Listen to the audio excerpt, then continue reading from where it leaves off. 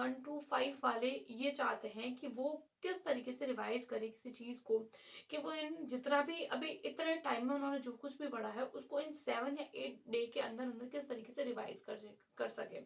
तो आज की वीडियो में मैं आप लोगों के साथ में डिस्कस करूंगी कि ये जो आप लोगों के पास में 7 और 8 दिन बचे हैं 1 टू 5 वालों के लिए, अब इन 7-8 दिनों के अंदर आप ऐसे कौन-कौन सी बातें हैं उनका ध्यान रखें, या ऐसे कौन-कौन से टॉपिक्स हैं, ऐसे कौन-कौन से सब्जेक्ट्स हैं, या ऐसी कौन-कौन सी चीज़ें हैं जो आप ज़्यादा और ज़्यादा अगर उन पर फोकस करते हैं तो आप जो है वो मेरिट लिस्ट में आने का चांसेस रख सकते हैं।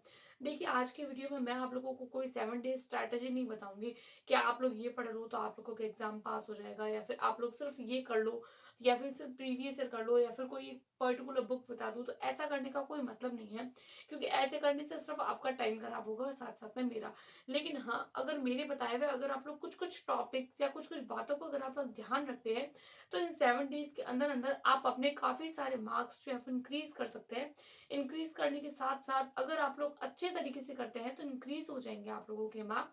इंक्रीज़ होने के चांसेस हैं और इंक्रीज़ होने पर आप एक मेरिट लिस्ट में अच्छी रैंक के साथ क्लियर कर सकते हैं इस एग्ज़ाम को। तो फिर चलिए स्टार्ट करते हैं मेरी अपनी कुछ बातों को। सबसे पहले तो मैं बात करूँ, ये जो एग्जामिनेशन आप लोगों का 15 तारीख को होने वाला है। आज डेट हो चुकी है 8 तारीख को मैं ये वीडियो अपलोड कर रही हूँ, यानी उस हिसाब से देखें तो हमारे पास में सिर्फ और सिर्फ अभी 7 दिन हैं। तो इन 7 दिनों के अंदर हम ऐसा क्या करें? यानी कि जो सीरियस एस्पिरेंट है उन्हीं की मैं बात करूँगी, क्योंकि देखिए जो सीरियस एस्पिरेंट है उन्होंने तो प्रिपरेशन करी होगी लंबे टाइम से, लेकिन मेन बात क्या होता है किसी भी कॉम्पिटिटिव एग्जाम के लिए रिवीजन और ज़्यादा से ज़्यादा मॉक टेस्ट। जितना ज़्यादा रिवाइज़ हम किसी चीज़ को करते हैं, वो हमारे माइंड में उतनी ज़्यादा बैठती है। तो हमें ज़्यादा से ज़्यादा अभी इन 7-8 दिन के अंदर जो है वो रिवाइज़ करना है, मैक्सिमम टाइम जितना स हो सके उतना रिवीजन। और कौन-कौन से ऐसे सब्जेक्ट्स हैं या कौन-कौन से ऐसे टॉपिक्स हैं, जिसमें से आप लोगों को ज़्यादा क्वेश्चंस पूछे जा सकते हैं, या फिर ज़्यादा स्कोरिंग होते हैं, या फिर अगर आप लोग उनमें थोड़ा-सा भी पढ़ते हैं, तो आप अच्छा खासा स्कोर कर सकते हैं। तो फिर उन टॉपिक्स के बारे में डिस्कस करेंगे कि मोस्ट इम्पोर्टेंट टॉपिक है, आप लोगों को देखने को मिलेंगे 100% आप लोगों को इस टॉपिक में से क्वेश्चंस देखने को मिलेंगे। जैसे कि देखिए सबसे पहले मैंने लिखा है भारतीय राष्ट्रीय आंदोलन, जो 1885 से लेकर 1997 तक जितना भी हुआ था, पूरा का पूरा जो है वो आप लोगों को डिटेल में देखना है एक-एक, क्योंकि देखिए ये जो टॉपिक है काफ़ी लंबा है। अभी मैं आप लोगों को ये बोल दूँ कि 1 घंटे की मैराथन मैराथन देख लीजिए, आप लोगों का भारतीय राष्ट्रीय आंदोलन एकदम क्लियर हो जाएगा। तो देखिए ऐसा पॉसिबल नहीं है। हाँ, आप लोग 1 घंटे के अंदर रिवाइज़ कर सकते हैं भारतीय राष्ट्रीय आंदोलन को, लेकिन इसके लिए आप लोगों को उसको पहले जो है वो 2 से ढाई घंटे देने होंगे।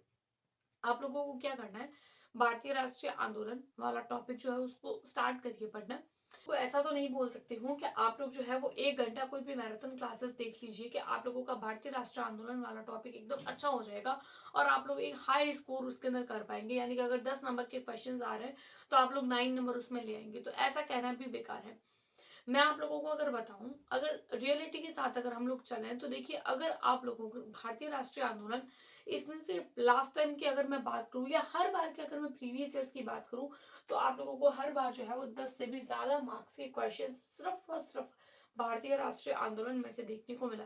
देखिए 150 नंबर का पेपर है और 150 मार्क्स के पेपर के अंदर 30 नंबर तो हम लोग लैंग्वेज वाले काट लेते हैं। जीके जीएस वाला पोर्शन कितना होता है? जीके जीएस वाला पोर्शन होता है 120 मार्क का, और 120 मार्क के अंदर ये जो 10 नंबर होते हैं ना, ये बहुत ज्यादा इंपॉर्टेंट है, क्योंकि ये जो 10 नंबर है ना, वो आप लोगों के मेरिट को इतना बढ़ा सकता है और इतना आपके ग्राफ को ये गिरा सकता है। तो ये 10 नंबर बहुत ज्यादा इंपॉर्टेंट है आप लोगों के लिए, इसीलिए भारतीय राष्ट्रीय आंदोलन बहुत ज्यादा इंपॉर्टेंट है। अब देखिए भारतीय राष्ट्रीय आंदोलन वाला जो टॉपिक है उसमें इतने सारे नेम है, इतनी सारी डेट्स है, उन डेट्स को याद रखना, साथ साथ में उसको रिवीजन करना और साथ साथ में मॉक टेस्ट देना, ये थोड़ा सा डिफिकल्ट होता है, लेकिन कैसे भी करिए 7 दिन के अंदर आप अपने टाइम को मैनेज करिए और इन 7 दिन के अंदर अंदर आप अपने टॉपिक को इतना अच्छा कर लीजिए कि अगर इसमें से आप लोगों के 10 क्वेश्चन आते हैं ना, तो 10 के 10 क्वेश्चन आप लोगों के इस टॉपिक में से तो क्लियर होने चाहिए, आप लोगों को कोई दिक्कत नहीं रहे इस टॉपिक को क्लियर करने में या इस टॉपिक में से क्वेश्चंस को सॉल्व करने में।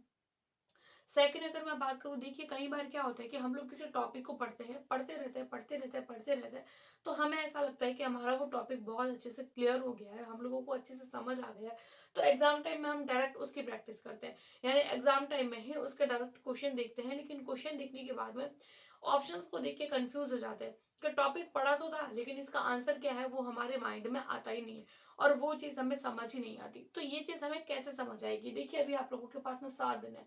7 दिन के अंदर-अंदर आप लोगों को क्या करना है? मान लीजिए आप लोगों ने पढ़ा भारतीय राष्ट्रीय आंदोलन। अब भारतीय राष्ट्रीय आंदोलन में से आपको क्या करना है? एक तो आप लोगों को उसके प्रीवियस ईयर क्वेश्चंस देखने हैं, पीवाईक्यू, उसके साथ-साथ में आप लोगों को रिवीजन करना है।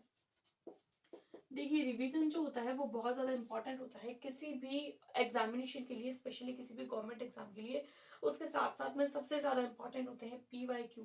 देखिए अगर आप लोग पीवाईक्यू करते हैं ना, जैसे मैंने भी मेरे चैनल पर करवाए हैं, आप लोगों को जीके जीएस के, भारतीय राष्ट्रीय आंदोलन के भी अलग से मिल जाएंगे, या फिर किसी और चैनल से या वेबसाइट से भी देखते हैं तो कोई दिक्कत नहीं है। आप लोगों को तो सिर्फ पीवाईक्यू करना है। पीवाईक्यू आप लोग करिए और इतना अच्छे से करिए कि अगर आप लोग एक क्वेश्चन भी पढ़ रहे हैं ना, तो उस एक क्वेश्चन उस क्वेश्चन में आप लोगों को एक तो आंसर मिलेगा, उसके अलावा जो 3 टॉपिक है ना, तो आप लोग उसको इस तरीके से पढ़िए कि वो जो 3 ऑप्शंस होते हैं, उस 3 ऑप्शंस में से आप लोग किस तरीके से अपने 3 टॉपिक क्लियर कर सकते हैं। इस तरीके से आप भारतीय राष्ट्रीय आंदोलन को कंप्लीट करिए। इस तरीके से जब आप लोग भारतीय राष्ट्रीय आंदोलन को कंप्लीट करेंगे ना, तो आप लोग, श्योर हूँ मैं कि आप लोगों के एक भी क्वेश्चन गलत नहीं होगा भारतीय राष्ट्रीय आंदोलन में से। उसके अलावा हम लोग बात करें करंट अफेयर्स की, तो देखिए करंट अफेयर्स के क्वेश्चन फिक्स रहते हैं, हर बार एग्जाम में आते हैं। देखिए मैंने आप लोगों को बोला था कि अगर आप लोग करंट अफेयर पढ़ रहे हैं तो लास्ट 6 महीने की करंट अफेयर पढ़ना जरूरी है। तो जो कैंडिडेट पिछले 6 महीने से प्रिपरेशन कर रहा है, और आप, अगर हम लोग चाहते हैं कि नहीं अब हम 7 डेज के अंदर करिए, तो देखिए इतना सारा जो होता है ना, अपना माइंड भी एग्जाम टाइम में काम नहीं करता है कि हम 6 महीने की चीज़ों को एक साथ पढ़ लें, या फिर हम हमारा भारतीय राष्ट्रीय आंदोलन, current affair, science, geography, political science, जितने भी टॉपिक आ रहे हैं, मैथ्स, रीजनिंग, उन सबको एक बार में अपने माइंड में क्लियर कर दे। तो देखिए ऐसा तो पॉसिबल नहीं है। लेकिन हाँ, आप लोग क्या करिए, जैसे करंट अफेयर्स को आप लोग पढ़ रहे हैं, करंट अफेयर्स के मान लीजिए आप लोग कोई पतली सी बुक ले आए। अब करंट अफेयर्स में तो हर चीज रटने की ही होती है, कितना रटेंगे? हाँ, कुछ कुछ चीजें होती है जो समझने लायक होती है, तो आप उसको करने के लिए, इस तरीके की क्वेश्चंस को सॉल्व करने के लिए हमें क्या करना है? हम लोग जैसे मान लीजिए कोई भी खेल से रिगार्डिंग मान लीजिए कोई क्वेश्चन पूछ लिया गया, तो वो मान लीजिए कोई खिलाड़ी का नाम है, तो उस खेल को और उस खिलाड़ी को और उसने क्या ऐसा काम किया है, उसको एक स्टोरी बनाकर अपने माइंड में याद रख लीजिए। क्योंकि देखिए क्वेश्चन आंसर याद नहीं रहते हैं, लेकिन स्टोरीज होती है, मूवीज होती है, ये मैं अच्छे से याद रहती है। तो जब आप किसी नाम को लेकर अपने माइंड में, खुद ही अपने माइंड में, अपने आसपास के एरियाज में जो देखिए उस तरीके की अगर आप स्टोरी बना लेंगे ना, तो वो स्टोरी आपको याद रहेगी। जैसे वो नाम आप लोगों को देखने को मिलेगा, मान लीजिए कोई स्पोर्ट्स प्लेयर, आप लोगों का नाम, स्पोर्ट्स प्लेयर प्लेयर का नाम आप लोगों को देखने को मिला, तो जैसे ही आपने उसका नाम देखा, आपके माइंड में सीधी वो स्टोरी आ जाएगी, और स्टोरी से सीधा आप लोगों का आंसर निकल जाएगा। तो इस तरीके से आप लोग करंट अफेयर पढ़िए। अब 6 महीने की करंट अफेयर 7 दिन में पढ़ना थोड़ा सा डिफिकल्ट होता है, लेकिन हाँ, अगर आप लोग इंपॉर्टेंट चीजें प्रीवियस ईयर को ध्यान में रखकर अगर आप लोग करते हैं, तो आप लोग जो है वो करंट अफेयर्स अच्छे से कर पाएंगे। उसके बाद में हम लोग बात करते हैं साइंस की। तो देखिए साइंस भी एक ऐसा सब्जेक्ट होता है आप लोगों के बीपीएससी के लिए, इसमें बहुत सारे क्वेश्चंस आएंगे। लास्ट टाइम भी काफी काफी क्वेश्चंस पूछे गए थे, लेकिन हाँ, साइंस इतनी ज्यादा टफ नहीं होती है, क्योंकि अगर आप लोग बीपीएससी दे रहे हैं तो ऑब्वियसली आप लोग सीटेट तो करके आए होंगे। सीटेट के लिए आप लोगों ने जो है वो 6, 7, 8 की एनसीईआरटी तो पढ़ी होगी, और वही उसमें से ही क्वेश्चंस होते हैं। कुछ कुछ क्वेश्चंस ऐसे होते हैं जो आप लोगों को 10th क्लास की बुक में देखने को मिलते हैं। तो 6, 7, 8 की एनसीईआरटी, साथ साथ में 9th और 10th की एनसीईआरटी को सिर्फ एक बार अपने सरसरी नजर से निकालिए, साथ साथ में प्रीवियस ईयर। देखिए मैं प्रीवियस ईयर इसीलिए बोल रही हूँ क्योंकि प्रीवियस ईयर करने से आप लोगों को आइडिया लगेगा कि क्या क्वेश्चन पूछा जा रहा है। क्योंकि पढ़ तो हम सब कुछ रहे हैं, लेकिन क्वेश्चन किस तरीके से सॉल्व होगा, ये चीज थोड़ा सा समझना मुश्किल होता है। तो क्वेश्चन प्रैक्टिस करना जरूरी है, तो क्वेश्चन प्रैक्टिस के लिए आप लोगों को प्रीवियस ईयर करनी पड़ेंगे। उसके बाद में हम लोग बात करें ज्योग्राफी, तो देखिए ज्योग्राफी में सिर्फ फैक्चुअल क्वेश्चन पूछे जाते हैं। कौन सी चीज कहाँ है, कौन सा जो है वो नदी कहाँ से निकलती है, कौन सा पठार कहाँ है, फैक्चुअल क्वेश्चन होते हैं, जो आप लोग जो है वो स्टोरी बनाकर याद करेंगे, तो आप लोगों का वो भी जो है वो अच्छे से हो जाएगा। ये वो टॉपिक्स है या फिर ये वो सब्जेक्ट्स है ना जिसमें बहुत सारे क्वेश्चन पूछे जाते हैं। बहुत सारे यानी बहुत ज्यादा आते हैं। ये वो मेन मेन सब्जेक्ट्स है, मेन मेन टॉपिक्स है, जिसमें से आप लोगों को मैक्सिमम टाइम जो है वो प्रीवियस ईयर में से क्वेश्चंस देखने को मिलेंगे। उसके अलावा बात करें मैथ्स और रीजनिंग की, देखिए अगर आप लोग बायो के कैंडिडेट हैं तो सबसे ज्यादा आप लोगों को दिक्कत कहाँ रहती है, मैथ्स और साइंस में। तो देखिए साइंस और साइंस वाले जो स्टूडेंट्स हैं, उनके लिए तो ये जो मैथ्स और साइंस करना आसान हो जाता है। मैथ्स एंड रीजनिंग करना, बट जो आर्ट्स और कॉमर्स के जो स्टूडेंट्स होते हैं उनके लिए थोड़ा सा डिफिकल्ट होता है। तो देखिए, जो मान लीजिए आप लोगों का मैथ्स जो है वो बहुत ज़्यादा वीक है, तो अब इन 7-8 दिन के अंदर तो आप अपना मैथ्स और रीजनिंग तो स्ट्रॉन्ग नहीं कर सकते ना, क्योंकि ये जो होती है वो प्रैक्टिस। मैथ्स और रीजनिंग में हम लोगों को ज़्यादा से ज़्यादा क्या चाहिए? प्रैक्टिस की। जितनी ज़्यादा हम लोग प्रैक्टिस करेंगे उतनी ज़्यादा हम लोगों के लिए वो चीज़ बेनिफिशियल होगी। अगर हम लोग प्रैक्टिस ही नहीं कर रहे हैं, अगर हम लोग किसी भी चीज़ की प्रैक्टिस ही नहीं कर रहे हैं, तो आप लोगों की वो चीज़ जो है वो सॉल्व नहीं होगी। तो मैथ्स और रीजनिंग के लिए आप लोगों को प्रैक्टिस चाहिए, और प्रैक्टिस चाहिए काफ़ी लंबे टाइम की। तो मैं ऐसे नहीं बोल रही हूँ कि अगर आप लोगों का मैथ्स और रीजनिंग वीक है तो आप लोग उसको छोड़ दीजिए, क्योंकि देखिए इसमें से भी आप लोगों को जो है वो पॉजिटिविटी वाले क्वेश्चंस देखने को मिलेंगे, यानी ऐसे क्वेश्चंस जो आप लोगों के मार्क्स को जो है वो इंक्रीज कर सकते हैं। तो जो मैथ्स है और रीजनिंग है उसको करना है, लेकिन इतना भी नहीं कि मैथ्स और रीजनिंग के चक्कर में आप अपने ये सारे टॉपिक्स को गंवा दें। तो इन बातों का ध्यान रखिए, क्योंकि ये टॉपिक जैसे भारतीय राष्ट्रीय आंदोलन 10 से भी ज़्यादा क्वेश्चन, साइंस में भी बहुत सारे क्वेश्चंस पूछे जाते हैं, 7 या 8 या कई बार 10 से भी ज़्यादा। उसके अलावा करंट अफेयर्स में भी आप लोगों को क्वेश्चंस देखने को मिलेंगे। तो ऐसा सब्जेक्ट चूज करिए जो अभी स्कोरिंग है, स्कोरिंग सब्जेक्ट को चूज करना इस टाइम पे ज़्यादा बेनिफिशियल है। उसके अलावा बात करें लैंग्वेज वाले पोर्शन की, तो देखिए 150 मार्क का पेपर है, अभी थोड़ी देर पहले बताया।